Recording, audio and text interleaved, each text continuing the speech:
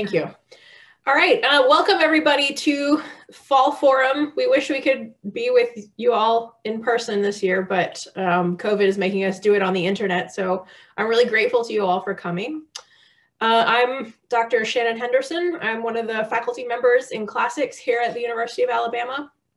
And I do research on a number of things, Roman historians, but also Greek prose texts, and sort of Greek and Latin prose from like the first couple of centuries AD is sort of my focus. And the two authors I'm going to talk to you about today fall right in that time period. I'm focusing today on Greek and Latin ghost stories, and I wish that we were having this a month ago because it would be really good for Halloween. I don't know, rewind your brain back and pretend it's still Halloween and that you're ready to be like scared by some spooky stories. We often don't really think of the ancient world as having ghost stories in the same way that we have them today. We have a couple of them that are written down in some form, but there are probably a lot more out there that just never happened to be written down. Ghost stories are sort of like, I don't know, fairy tales or other legends in that they're mostly an oral genre of story. So you can imagine people, sort of like now, people often tell ghost stories, I don't know, sitting around a campfire, toasting marshmallows in the woods somewhere as part of a camping trip or something, for example, rather than necessarily writing them down and publishing them, although we do have examples of that too. So in other words, there's a couple of examples of ghost stories that I'm going to talk to you about today that we do have written down. And there are a few more out there that I could have talked about if I had more time. But we can imagine that there used to be a lot more of these out there in the ancient world than just the ones that we have written down now. Let me figure out how to advance my slide here. So the two authors of the two ghost stories I'm going to look at today were working in a very similar period. First of all, I'm going to be talking about a text from Pliny the Younger, where he describes a haunted house in Athens. Some of you guys might have read this because I know it's a very popular story in Latin classrooms around Halloween. And there's a lot of cool videos and stuff out there these days for this letter. Pliny wrote in Latin, and he was writing around the 110s AD or so.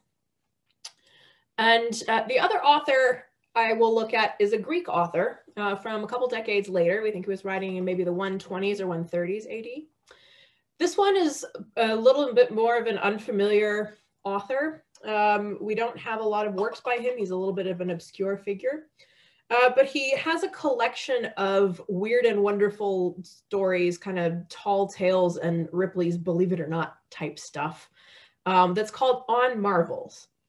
And one of the stories in that collection is what we could call a ghost story about a young woman named Philinion who comes back from the dead to see her boyfriend, who's a guy named Makates.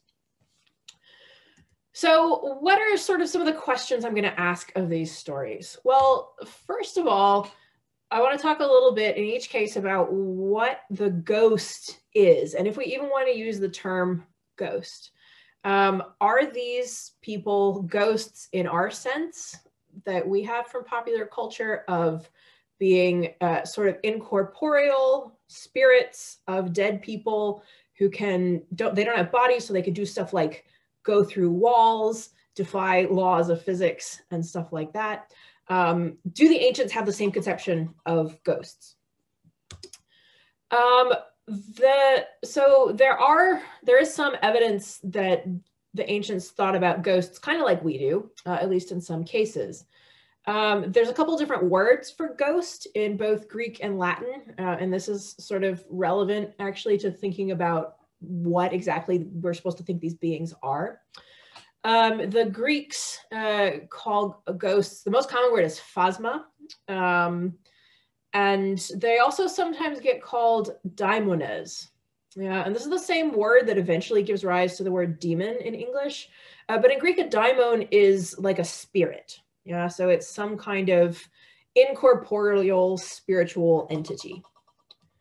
In Latin, there are also terms for this kind of incorporeal ghost. They are often called an imago, which is just an image, right? Like a thing that you see, not necessarily a thing that you can touch.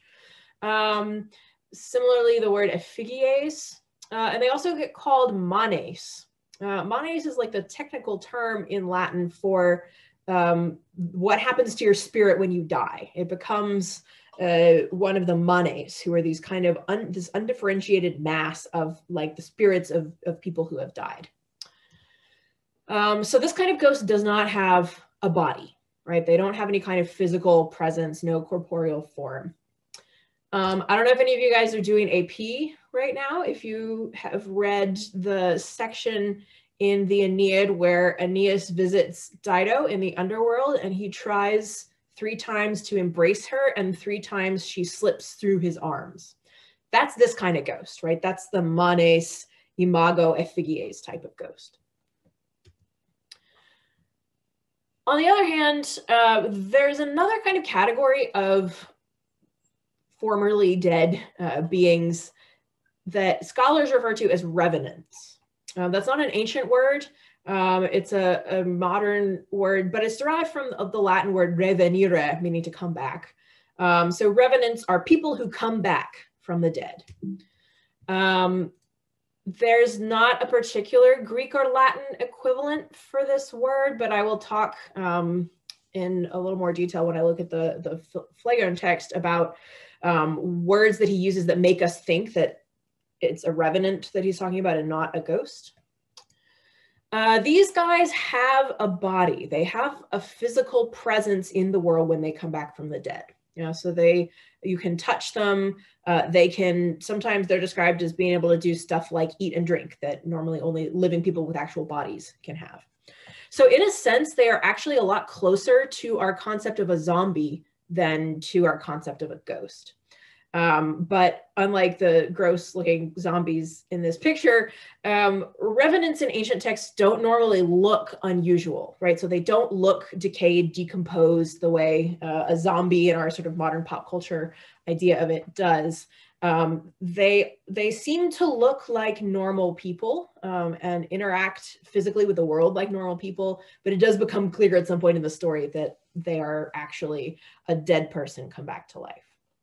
Yeah, so that's what I mean when I'm talking about like what kind of ghost are we dealing with? Are we dealing with, in these stories, the manes kind of ghost that doesn't have a body, or the revenant kind of ghost that's not really a ghost in our sense, but something where the body actually comes back physically to life?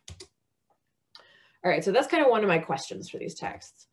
Another one is what these ghosts are doing here. So how and why do these people actually come back from the dead?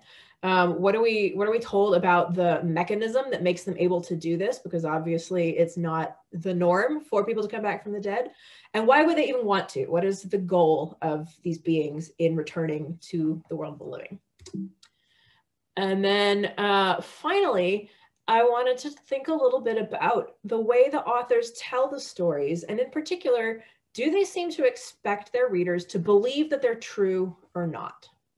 And modern ghost stories like kind of have this ambiguity to them as well, where you're telling a story to scare people, to frighten people in a sort of entertaining way. And sometimes there are assertions that, yeah, no, this really happened. I saw this ghost. Somebody I know saw this ghost. But sometimes there's nothing like that. And there's no assertion of that the story is kind of factually true. And you're supposed to think of it more as entertainment, something that's probably fictional, but still enjoyable nonetheless. So I kind of want to ask, okay, what do these ancient authors feel about this issue?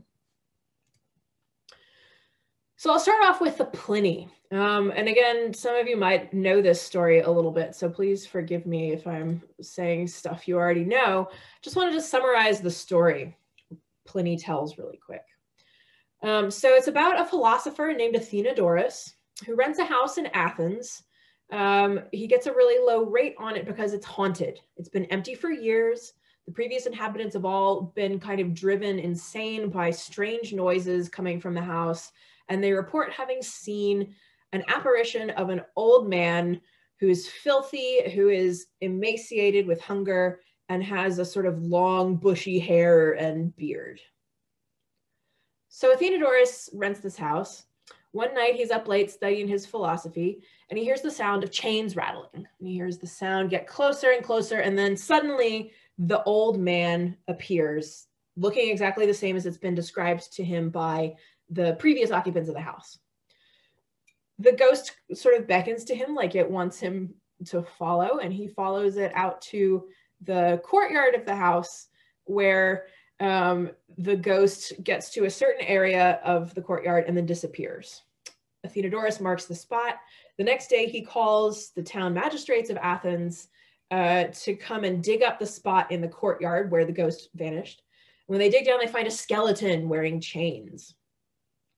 The magistrates bury the skeleton at public expense, and after that, the ghost is never seen or heard from again.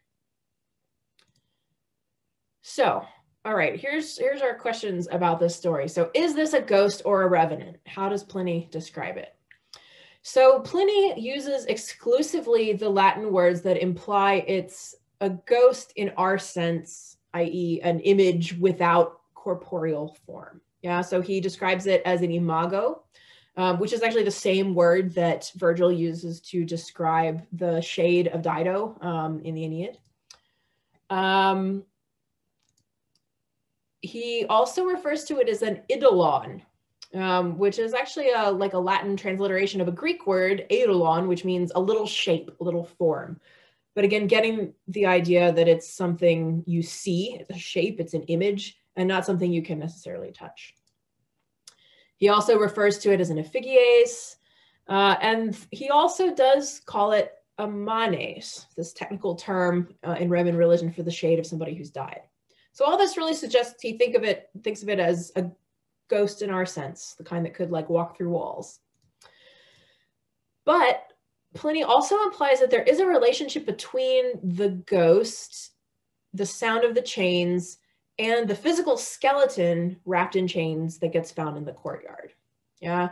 So he says, when he's talking about what the apparition is like, he says there's the sound of iron, the noise of chains. The phantom appears wearing chains on his legs and hands and shaking them. Yeah, so the apparition looks like a person in chains. And then when they dig up the spot in the courtyard, they find the bones of a person in chains. Yeah, the bones interwoven and mixed with chains, which a body putrefied by time and the earth had left behind. Yeah. So that kind of suggests like, well, okay, the ghost that Athenodorus saw doesn't have corporeal form, but it is somehow related to the physical body that's found in the courtyard, right? The noise of the chains and the wearing of the chains kind of suggests some kind of physical relationship there, perhaps. All right, what about this ghost's motivations for coming back? We're not told anything about how the ghost came to be there.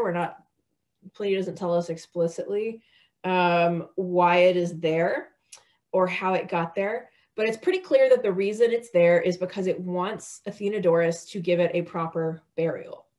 Yeah. At the end of the story, so Pliny is saying that the bones were collected at public expense and buried. Domus posteriorite quantitis manibus caruit. He says after that, the house was missing or free of the spirits that had been appropriately laid to rest. So this ghost wants to come back because it thinks it's been improperly buried in the courtyard of this house. And the fact that it disappears after they rebury it suggests that's what was actually going on. This is kind of an idea of ghosts that is still around in some ghost stories now, right? The idea that the person who died, there's some kind of unresolved business that often related to their death that they want to get cleared up so that they can fully be at peace and be at rest. So maybe the reason that this ghost is wandering around Athenodorus's house is because it can't get to the right part of the underworld because it hasn't been properly buried. That's a motif that we see in a lot of other ancient texts as well. And so then the way to get rid of it is to give it what it wants, which is a proper burial, and then it's gone. And we can assume maybe, okay, it's gone down to the underworld and it's like happy there and where it wanted to be all along. What about the idea about truth and falsehood? Are we expected to believe this story? And do we feel like Pliny believes this story? So he provides a lot of details in the story that seem to lend credibility to the ghost story, although some of the details are a little bit vague. Yeah, so the more detail you can give about a story, the more true it seems, right? If you can say exactly when and where it happened, who witnessed it, what, if any, evidence physically was there for this occurrence, that sort of thing. So Pliny sort of tries to do some of that. He gives us a precise location. He says it happened in Athens. And he gives us the name of the person involved, right? It's attached to this philosopher, Athenodorus. And he also brings in the town magistrates at the end of the story. So the magistrates are the ones he calls, Athenodorus calls to say, dig here and see what you find. They find the bones, and then it's the elected officials, these magistrates, that take care of providing the burial, right? So whenever you invoke like the state in your story, representatives of the government, it's assumed like, okay, these people are legit, they have a legitimizing function of the story. Whenever the government's involved, there's like maybe going to be a paper trail. So that kind of lends a bit of credence to the story as well. But Pliny still is kind of vague about when this happened. So he does not give us a date. The only clue that we have is the name Athenodorus, right? We're told which philosopher this is. Unfortunately, Athenodorus is a pretty common name. And there are 3 or 4, I think, different philosophers by that name, dating anywhere between like the late 300s BC and sort of the last century BC. And we have absolutely no idea which one of those it was. Some people have even suggested that it could be none of the historical Athenodoruses that we know about. If you were going to make up a name for like a fictional philosopher, Athenodorus would be kind of a good choice because it means the gift of Athena, right? So Athena, the goddess of wisdom, provides sort of the name for this philosopher who's devoted to the study of wisdom. So it kind of like just sort of it's a good like generic philosopher name, in other words. So this Athenodorus may or may not even be a real person. So Pliny does try to give us details to make it more believable, but there's still a little bit of questionable stuff going on, I think. Pliny himself, though, talks in pretty clear terms about the fact that he believes in ghosts throughout this whole letter. There are also 2 other examples of weird supernatural apparitions that Pliny provides as evidence alongside this one. And in the prologue to the letter, he's talking to his addressee, who's a Roman dude named Licinius Sura. And he sort of says, he's writing to Licinius Sura, who is known as being an expert in all kinds of various natural scientific phenomena. He's saying, I'm writing to you because I want your help with this. He says, I would very much like to know whether you think phantasmata, which could be ghosts or apparitions, have their own shape and some divine power, or whether you think that silly, empty things take on form because of our fear, right? So in other words, are ghosts real, or do we just think we see them because we're like scared of the dark? So he adopts this posture of hesitation. He's like, I don't know whether to believe ghosts are real or not. But then throughout the rest of the letter, he's pretty clear that he believes in ghosts. And the very next sentence, in fact, he says, I am led to believe that they exist, especially because of what I hear happened to Curtius Rufus. And then he goes on to tell the story of an encounter that this guy, Curtius Rufus, had with a ghost, right? So it's again, a little ambiguous the way Pliny is talking about it in the opening of the letter. He's like, hey, Sura, help me figure out whether ghosts are real or not, but I totally believe ghosts are real, right? So Pliny mostly seems to be coming down on the side of like, yeah, I sort of think this is true, and I sort of want you to believe this is true, but I'm going to couch it in these terms of like, yeah, we're not really sure. All right, so let's turn now to our second ghost story. So this is the one from our Greek author, Phlegon of Tralles, who's writing it around the same time as Pliny, maybe a little later. But this particular ghost story is actually set much earlier in historical time. This one also has a location where it happens, the city of Amphipolis in northern Greece, which you can see on the map there in one of the red circles. And it's said to happen during the reign of Philip II of Macedon. So that puts it pretty narrowly in this 20-year span between 356 and 336 BC. So during this time and in this place, Amphipolis, this girl Philinion, whose parents are Demostratus and Charito, and who is married to a guy named Crateros, dies very shortly after her wedding. 6 months after her death, a guy named Machates, who comes from the city of Pella, which you can also see circled on that map there, also in northern Greece, relatively near to Amphipolis, comes to Amphipolis as a guest of Demostratus, Philinion's father. Philinion returns to life and comes to visit Machates in his room every night. Her presence gets discovered by her nurse, who tells her parents. They go and question Machates about it, being like, hey, what's up with that? Our daughter died 6 months ago. Why are you saying you've seen her? He is able to prove she's visited him for the last 2 nights in a row by showing them a ring and a piece of clothing that she's left behind in the room. The parents decide they still need to see it for themselves to believe it, so they sort of hide in the room so they can spy on her. And when she comes back for the 3rd time that night, there's kind of a confrontation. She reprimands her parents for spying on her and then immediately dies again, this time apparently for real. When they go to investigate, they decide they need to look in her tomb because they're pretty sure that 6 months ago they buried her in the tomb. When they open the family crypt, she's not there. But what they do find are some presents given to her by Machates, a ring and a golden cup. So that's kind of the basic outline of the story. All right, so same questions for this text. Is Philinion a ghost or a revenant? Does she have corporeal form or not? So Phlegon actually mostly refers to her with words that imply she does have a body. She has like a physical presence, yeah? He uses different Greek terms that imply this. He calls her anthropos, which just means the girl, right? So he doesn't call her the ghost or anything. He calls her the girl. He refers to her a couple of times as a soma, which is a body, yeah? And later on calls her, twice calls her also a corpse, so like a dead body, right? So soma and nekra both imply physical remains or physical presence, and he anthropos implies that she seems to be, she looks kind of like just a normal alive person. So in other words, she's not just a mirage that can walk through walls and stuff. Phlegon does call her one time a phasma, a ghost.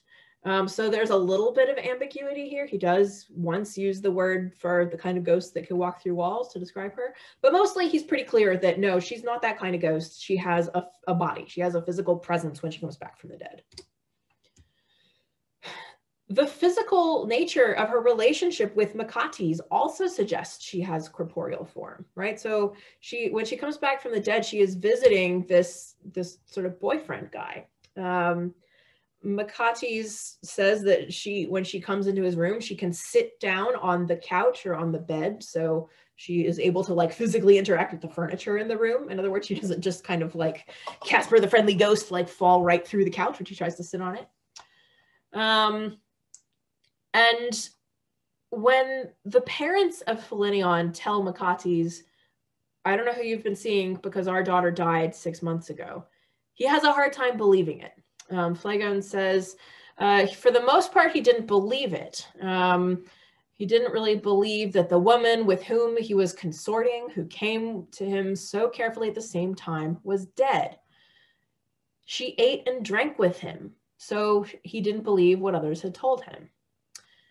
So the fact that she can eat and drink when she visits him also suggests that she has a physical body, right? She can interact not only with the sofa and not only with Makatis, but also with sort of food and wine.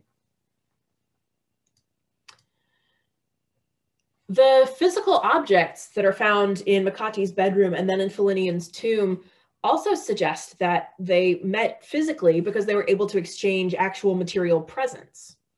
And then the fact that they don't find her body in her tomb because it's in Makati's bedroom also strengthens the idea that she's a revenant, right? So there's this idea that she has come physically out of her tomb. So her dead body woke up somehow in the tomb, physically left it, and went to some other place. Yeah.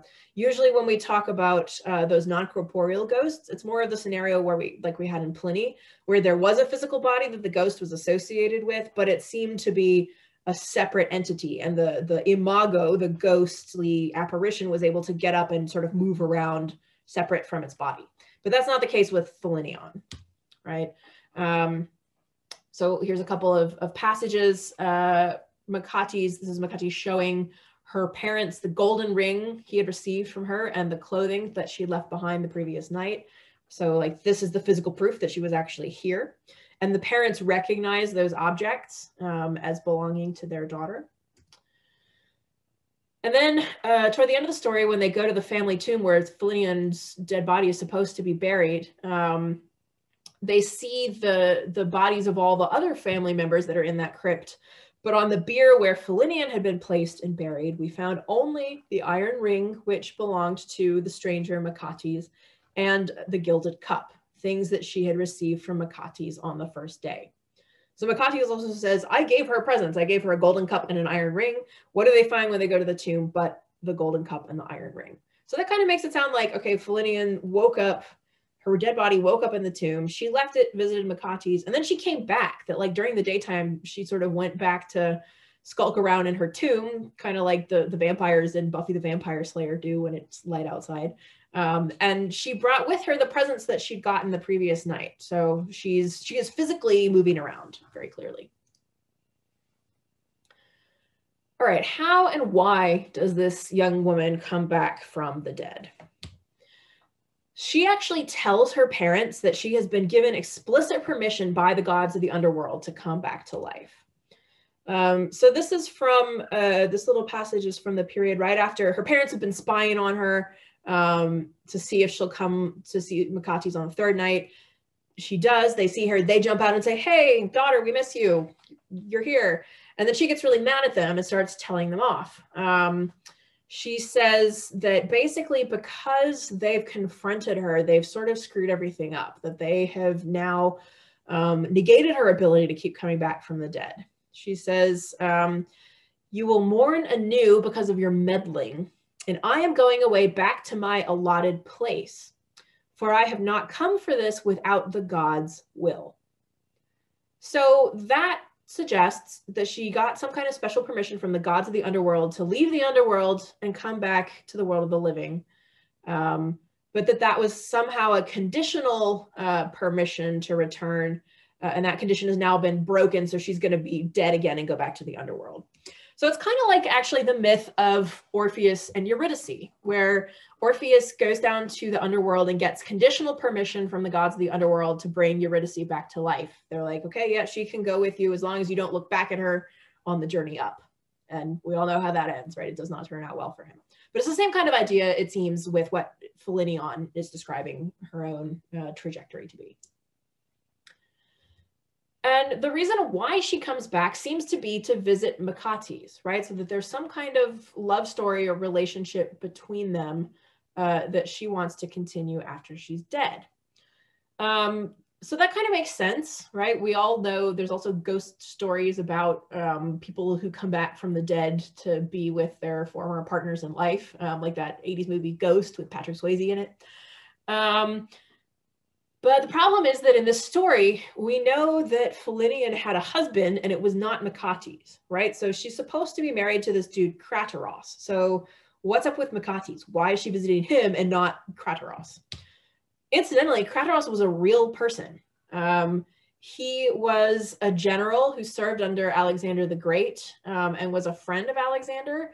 And he's the person represented in this mosaic, which I think is from Pella, of Alexander and a buddy, here Craterus, hunting lions, right? So he was a real person close to a very, very important person. And kind of seems like the guy that like you wouldn't necessarily want to cheat on, even if you were dead. Yeah. So what's the deal with her coming back to visit Machates? The story doesn't explain that.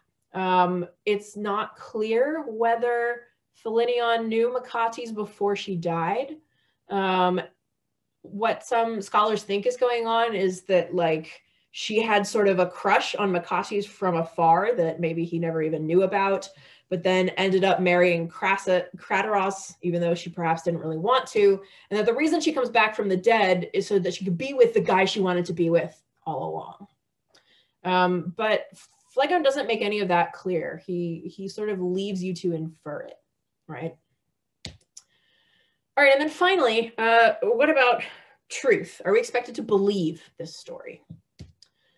So unlike Pliny, where Pliny has all these passages in his letter where he explicitly says, I think ghosts are real, Phlegon does not do that. He never says anything explicit about this story or about ghosts in general, being real or not real. But he gives us a lot of clues that what he's trying to do in the way he tells the story is to make it seem believable, sort of like Pliny did. One way that Phlegon does this is by setting the scene very carefully. We know when and where it happens. And at the end of the tale, he actually brings in town magistrates, just like Pliny did. Again, bringing in some arm of the government kind of adds an air of reality, like an anchor in the real world to this fantastical ghost story.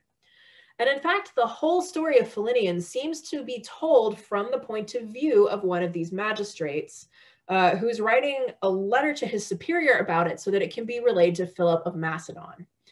Yeah, so this magistrate, we don't know who exactly it is, quickly became famous in the city and was reported to me, right? So he says, all right, this started out as like a household matter in Philinion's family, but eventually it got weird enough, it sort of grew out of control enough that people thought that I, as an arm of the government, needed to know about it. And then he tells the whole story, including the part about how he and the other magistrates are the ones that go and open the family tomb and find that her body's not there. And then he concludes this saying that you can, if you want to write a letter to the king about these matters, tell me so that I can send you one of the men who conducted inquiries into the particulars. Yeah, so he says, I can send you like further witnesses if you feel like you need it. And then he says, farewell, which is the closing formula for a letter. Yeah, so this is part of, Phlegon is making it look like this is part of some kind of an official document, right? A letter, a report, a memorandum written by this magistrate to whoever his superior is. And that also makes it seem a lot more believable, right? Like you would put a lot more stock in a ghost story that was, I don't know, written on letterhead from the FBI than you would in one that some friend told you around the campfire while you were roasting marshmallows. So that kind of suggests that Phlegon wants us to sort of believe that this actually happened. All right, that's all I had for you for today. Are there any questions? If you want to just shout it out, that's cool. If you want to write something in the chat, if you want to use the like raise hand button, please feel free to chime in. I have a question. Yeah. So I'm not really familiar with Phlegon. Are there other stories like that he wrote about? I saw that that's from a thing called On Marvels. Was he collecting weird stories, or is that or not? Good question. Yeah, so there are two other stories about people coming back from the dead. One is this super weird story about a magistrate from Aetolia in Greece who returns from the dead and like eats his own child alive and then delivers all these really scary prophecies. And then there's another set of stories about the general, first a soldier who's fallen on a battlefield in a war between the Romans and the Syrian king Antiochus, comes back from the dead stands up out of the pile of corpses on the battlefield and delivers terrible prophecies of doom for the Romans, and then dies again. And then the general Scipio Africanus actually gets decapitated by a wolf, and then his severed head starts giving dire prophecies. Yeah. So there are these two other stories of really creepy, like people coming back from the dead type stuff. But the rest of the stories in the collection are on other topics. There's stories about, there's one about a centaur. There's one about people who can change from male to female. There's one about like men who get pregnant. There's ones about giants. So it's kind of an amalgam of stuff. But he does seem to have been interested in the idea of people coming back from the dead, since he has kind of 3 anecdotes on that topic. Yeah, well, all of those sound really interesting, actually. It's a good read. Yeah, it's a lot of fun. Yeah, I sometimes feel really lucky that I get to read this bonkers stuff about like people eating each other's heads, and like they pay me to do this. Right. I also think it's interesting to think about the difference in you know, an imago kind of thing versus a revenant, something that's physical. Like, I don't know that really, if I hear a ghost story, I don't know that I think about that, like, yeah, if it matters, but I guess it does matter. Yeah, I mean, it does. Maybe it does sometimes, and it doesn't at other times. Like in the story of Philinion, it's really clear that like the question of her being physically there is really central to the story. Whereas at other times, it's maybe kind of less critical. Yeah. All right. Well, I think that's all I had. So I'll let other people ask questions if they want to. Thank you. Yeah, sure. Thanks for your questions. Anybody else?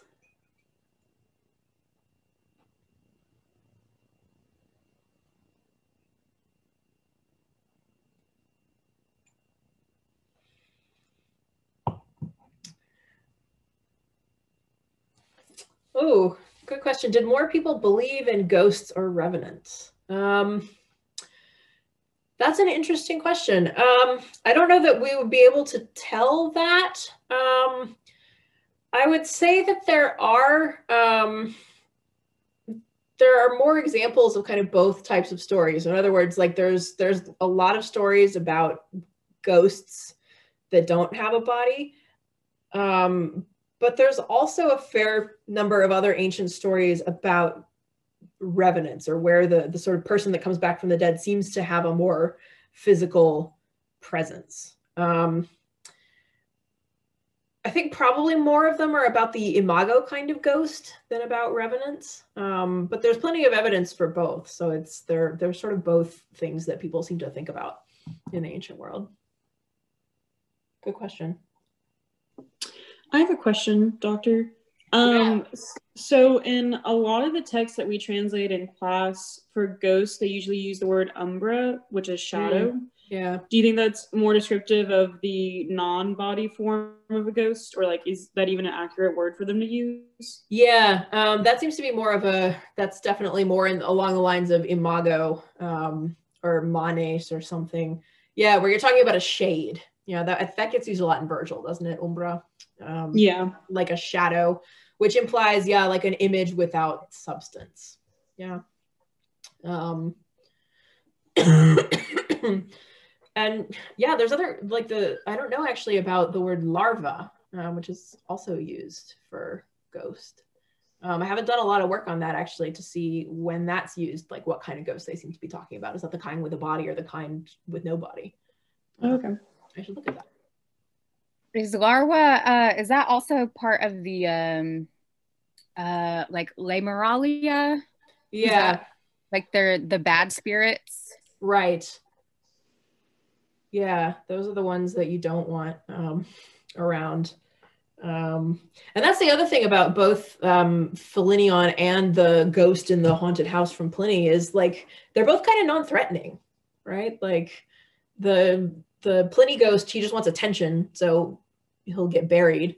Philinion just wants to hang out with this guy she thinks is cute. But none of them seem to want to like hurt people who are alive the way that we sometimes think of ghosts as having this menacing quality. And yeah, you're right, the larva is more sort of along those lines.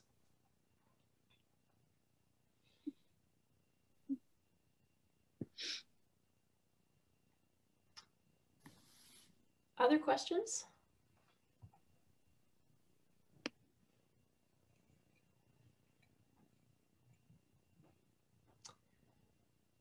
Well, if you think of anything later, my email address is here on the slide, so definitely write to me if you want to talk more about ghosts, or if you want to learn anything more about like what we do here in the classics program at UA. I'd be happy to answer any questions about that as well. And thank you guys all for coming and for your great questions. Yes, awesome. Thank you for the presentation, Doctor. You're very welcome. And if you just want to send me this recording in an email, and if you also want to send me this PowerPoint, I can also post that if you're okay with it. Sure, yeah. Okay, cool. Will do. Awesome. Thank you so much. The next presentation is going to be Brady's presentation on the women in the cult of Isis, and that'll be at 2:30, and the link is on the website if you guys want to join that one as well. Great, thank you. Awesome. Thanks. Bye, guys. Thanks for coming, everybody. Thank you. Thanks.